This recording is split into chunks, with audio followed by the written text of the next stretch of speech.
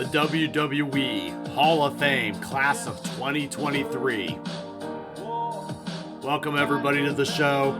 This is going to be the results, thoughts, and a little bit of preview discussion of this year's Hall of Fame class. I'm your host, Bryan, the Hype Ballard. Tonight, we celebrate a smaller class this year. Smaller class, not as big of a main event as last year with, let's say, The Undertaker. However, there were a few nice little surprises mixed in. So we're going to cover it all here today. Without further ado, let's get in.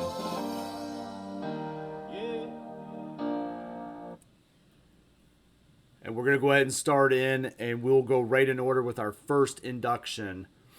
None other than Stacy Keibler.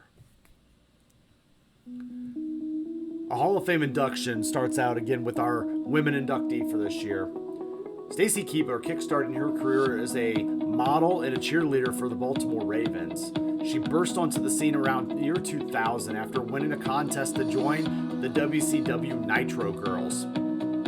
Other attendance members in the house was a fellow Nitro girl, Charmel, but recognizing the vast potential in her star power, WCW transformed Keibler into Miss Hancock, which was a provocative business suit-wearing manager who was all about practices, standards.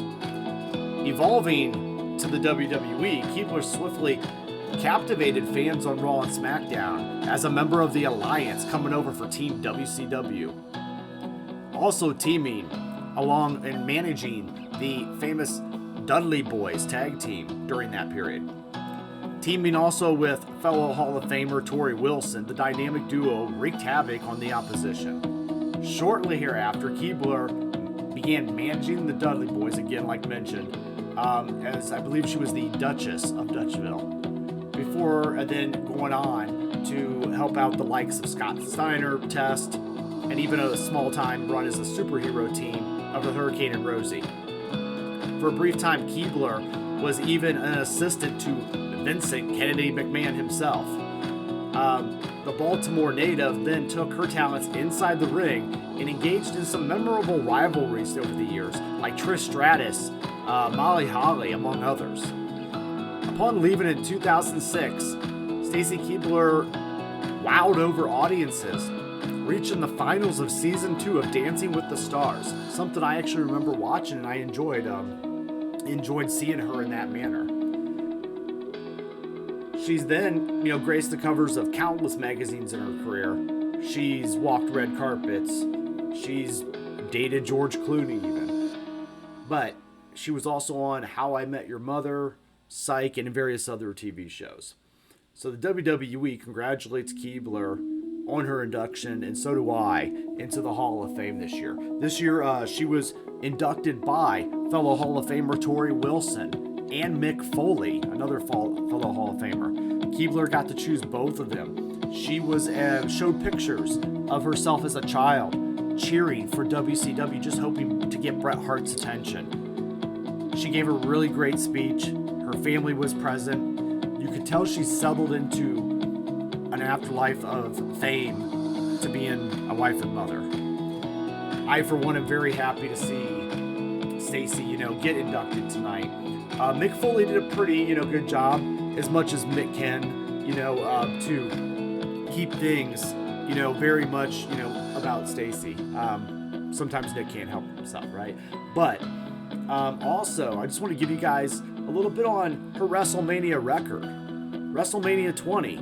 Sable and Torrie Wilson actually defeated Stacy Keibler and Jackie Gata in a Playboy evening gown match. And that was like her only WrestleMania match on record. So, moving ahead, we induct Stacy into the WWE 2023 Class of Hall of Fame. And I definitely feel that she deserves a spot. And it's amazing how she's had so much success and actually doing a cough syrup commercial from when she was 8 years old to the cheerleading from the NFL all the way to a dream of pro wrestling. Let's move ahead to our next inductee. And that is our celebrity wing induction. Andy Kaufman a gifted comedian in the 70s who gained his fame from doing stand-up routines in Taxi and Saturday Night Live. Kaufman was a little bit before my time, but I went back and, of course, you do the history when you're a fan of wrestling. And he basically just loved the sports entertainment world. It actually led him into Memphis, Tennessee, where he became in a rival that was very famous with Hall of Famer Jerry the King Lawler. We actually get a introduction by the King himself from his castle. Due to health issues, was not able to travel to the Hall of Fame, but did record a nice introduction to Andy Kaufman. And then from there, we actually get a little bit further in the induction ceremony with none other than Jimmy Hart coming out. And Jimmy Hart, I will say, looks really good for being 79 years old in tonight's event. So the rivalry between Lawler and Kaufman became a national news, leading to a legendary exchange on the David Letterman show at late night. That interaction actually became immortalized in a 1999 movie, Man on the Moon, where Lawler appeared alongside of Jim Carrey to recreate the iconic moment as he played the role of Andy Kaufman. Kaufman's interactions with Lawler transformed the business, opened up pathways for future crossover stars such as Johnny Knoxville, who enjoyed an in-ring match in last year's WrestleMania with Sami Zayn. Kaufman passed away in 1985 at the young age of 35, but his legacy remained an important part of wrestling history for that brief time. The WWE and myself will congratulate Kaufman on his inclusion to the Hall of Fame. Kaufman was also joined by his family tonight, his remaining family members who did come out. I will say the WWE did a good job of making sure that they kept the appropriate pacing tonight, and they kept the Andy Kaufman bit appropriately to a nice short spot, allowing time later for the main eventer. So without further ado, let's move on. And I must say, moving on, we did. The Great Muta. The Great Muta was something that I personally love to see, and I was excited to see his induction. A Japanese influence on America, and the Muta was a star anywhere but the WWE. And for the Hall of Fame to be a legitimate Hall of Fame, it has to include people like the Great Muta who impacted the wrestling business. And the WWE did a really great honor doing that tonight. So it was announced that the Great Muta was going to be inducted into this year's Hall of Fame class. He's, of course, again, known all over the world. Was a feared wrestler performing in Japanese promotions like All Japan Pro Wrestling, New Japan Pro Wrestling NOAH, but also in the USA for WCW. Muta began his career in New Japan, where he made a name for himself before heading over to WCW, where he battled the likes of Sting, Lex Luger, and even Stone Cold Steve Austin in his early days of the Hollywood Blondes gimmick. And then, back then he was known as Stunning Steve. The iconic, competitor that Muta was, he was known for things like the Shining Wizard, moves that are used today, right, or moonsaults before guys were using those kind of moves. Tegan Knox is a current superstar that does take an influence from the Great Muta, but even more so, he inspired future superstars such as Tajiri and Asuka, utilizing different strategies and more. And though not exactly the inventor of the moonsault, Muta perfected it. Muta also was known for his mist, right, and misting his opponents in the eyes, almost like a Komodo dragon itself. He wrestled for over 39 years. He actually just retired this last January, going against Shinsuke Nakamura in one of his final matches. So definitely, we want to congratulate the Muta on his inclusion. Let's just run down some of his accolades of why somebody of this nature would be included. So he is a one-time WCW Tag Team Champion with Vampiro. He also is in New Japan. He was a one-time NWA Television Champion, a four-time IWGP Heavyweight Championship, six-time IWGP Tag Team Championship, two with Hiroshi Hase, and then one was Masahiro Chono, and one with Shiro Koshinaka, and one with Taioke.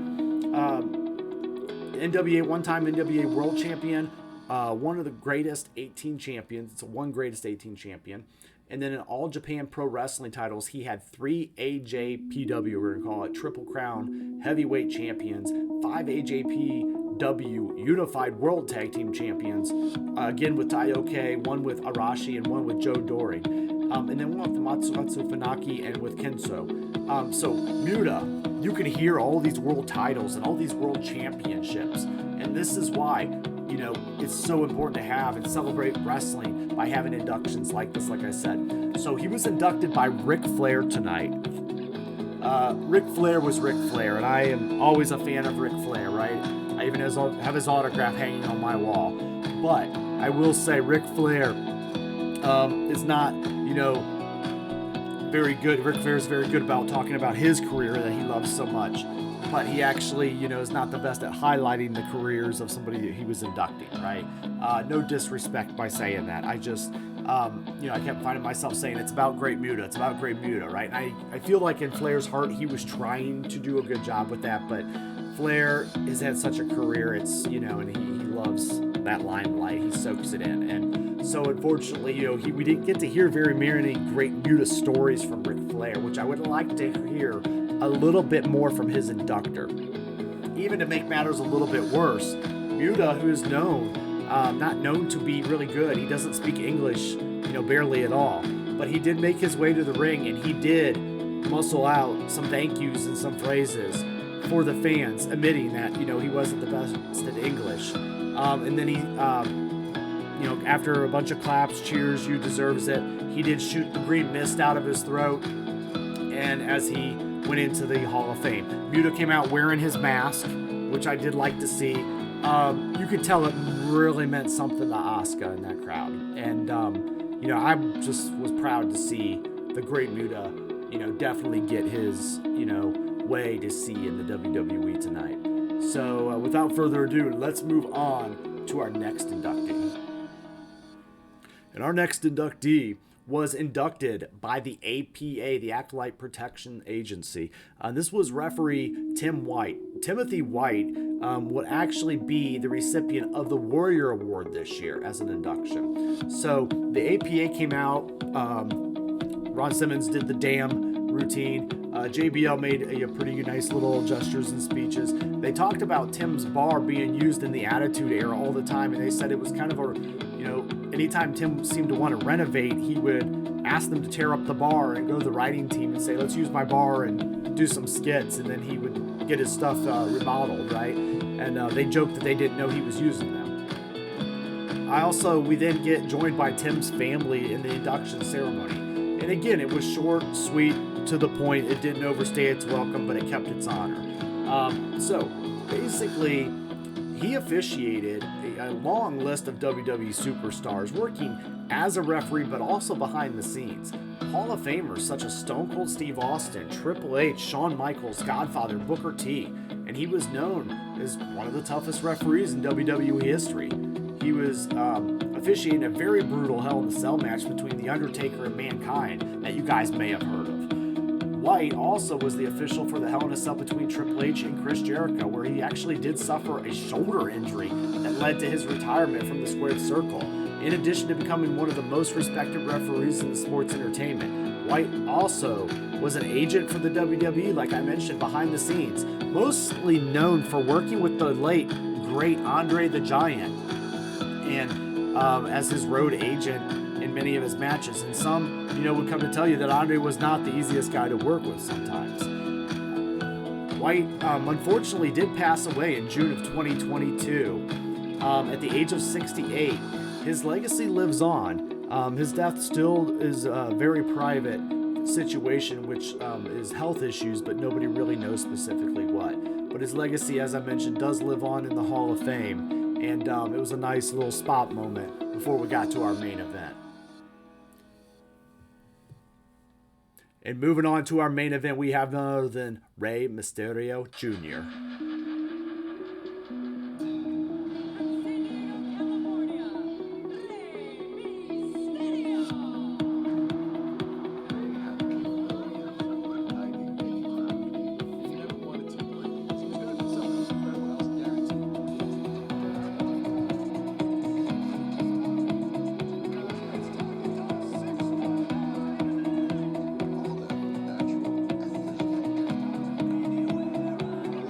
I look at Rey Mysterio, I see innovation and change. Rey Mysterio was a once-in-a-lifetime generational talent. The littlest big man to ever step inside the squared circle. I remember my first interaction seeing Rey was in WCW, where a lot of you guys probably did get a lot of exposure in the Monday Night Wars. Rey was amazing. He did moves I've never seen before in my entire life as a kid watching wrestling. And I felt like I was watching a real superhero come to life in the wrestling ring, something I've just never seen. I was amazed by the things he did. There was also a guy that he wrestled by, and I said, even though he's not much on looks, as far as character, there was something to this guy, and his name was Eddie Guerrero, as he would go on to have WWE huge fame. I was wowed by these guys and what they could do in the ring together, and I just couldn't stop watching Monday Night Raw. I still watch these replays to this day, and I feel like the doorway of Lucha Libre wrestling in the United States changed because of guys like Rey Mysterio and Eddie Guerrero, among others. Rey mentions that in his speech tonight, giving credit to Dean Malenko and Psychosis, even saying that there was no Rey Mysterio if there was no Psychosis. Rey actually started training at the age of 8 years old. 8 years old, and he started training fully in Lucha Libre in Mexico with his uncle, Rey Mysterio Sr. Rey was introduced or inducted by none other than Konnan, another, luchador legend. Konnan tonight had the best speech out of everybody that I've heard. Konnan got his highlights. He played to the crowd, got his highlights, but he never took the shine off of Rey because this was Rey's night and Rey's main event. But Konnan played an appropriate balance with the crowd, with the audience, with everything. I want to say seriously, shout out to Konnan for showing Ric Flair and Mick Foley tonight how to give an induction speech. And just like these luchadors changed the business and changed, the platform of wrestling, Konnan did that with his induction speech tonight, whether you guys realize it or not. He did an amazing job telling his part in the Rey Mysterio journey, and even showing pictures to us of him with a very scrawny 15-year-old kid, and how he would have to sell Rey and some of the tactics. Guys would be like, he looks like a child. And he's like, it's okay, the kids will think he's one of them. And it was good salesmanship by Konnan. Konnan gave a very powerful speech about saying that guys like Paul Heyman, didn't, know any weight classes or limits, and he just seen that talent was talent. And Rey gave a lot of credit in Konnan to ECW really birthing the luchador experience, and then WCW giving them a larger platform to perform on. Let me go over, speaking of things that are accomplishments that Rey was able to do. Rey was actually a one-time WWE champion, a two-time WWE World Champion, heavyweight,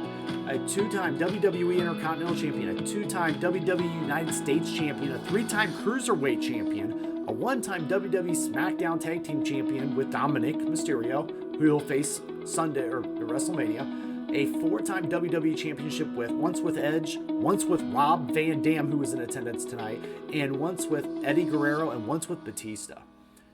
In WCW, Rey was a five-time Cruiserweight champion. And as far as I'm concerned, these guys that I mentioned built that division and kept it interesting on the other Monday night show. One WCW Cruiserweight Tag Team Champion, that actually was the thing, you guys, with Billy Kidman. He was a three-time WCW Tag Team Champion with a Billy Kidman again, and also with Konnan, who was his inductor, which had been a great moment for those two with their history. And then also with Juventud Guerrera.